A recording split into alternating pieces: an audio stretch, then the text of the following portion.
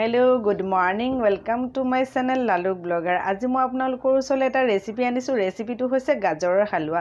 সাধাৰণতে আমিতো সকলোৱে গাজৰৰ হালুৱা খাওঁই, কিন্তু মই আজি যেটো গাজৰৰ হালুৱা বনাব বিচাৰিছো বা বনোৱাই দেখাব বিচাৰিছো, এই গাজৰৰ হালুৱাটো মই আজি গ্ৰাইন্ড কৰি বনাম। গতিকে আহকচোন আমি এই ভিডিওটো আৰম্ভ কৰো।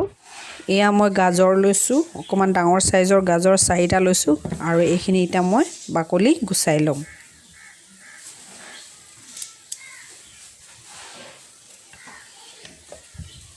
গাজৰখিনি বাকলিখিনি সফা কৰি আনিলো আৰু এতিয়া এই গাজৰখিনি মই এই ঠুকনিখনৰ মিহি সাইডটোৰে ঠুকি লম।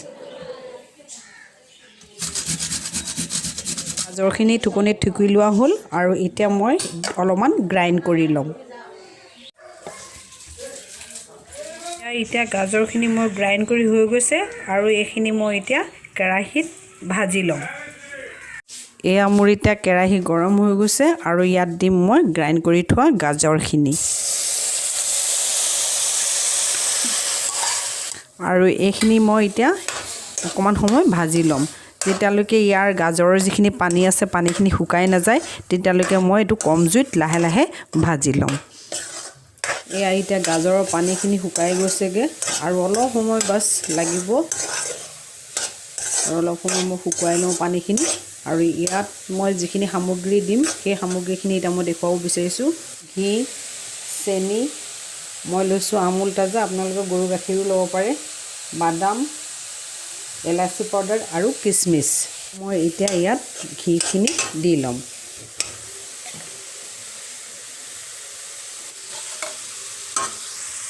এয়া মোৰ এতিয়া গাজৰখিনি পানীখিনি শুকাই গৈছে আৰু ইয়াত মই এতিয়া এড কৰিম গাখীৰ।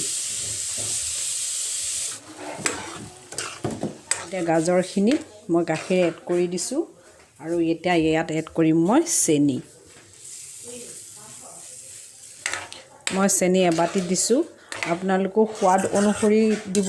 মিঠা যদি কম খায় তেতিয়াহলে কমকে দিব আৰু যদি মিঠা আপোনালোকে বেছি খায় তেতিয়াহলে আপোনালোকৰ নিজৰ টেষ্ট অনুসৰি আপোনালোকে মিঠাটো দিব।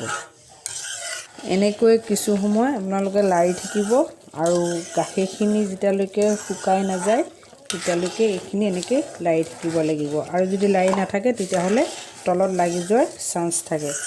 এয়া হালুৱাখিনি প্ৰায় হৈছে আৰু ইয়াত মই এতিয়া দিম কিচমিচখিনি, এলাচি পাউডাৰ আৰু এই বাদাম আৰু এইখিনি মই এতিয়া ভালকে মিক্স কৰি দিম। এয়া আপোনালোকে দেখিব পাইছে যে সাইডৰেদি এয়া ঘিখিনি দেখা গৈছে।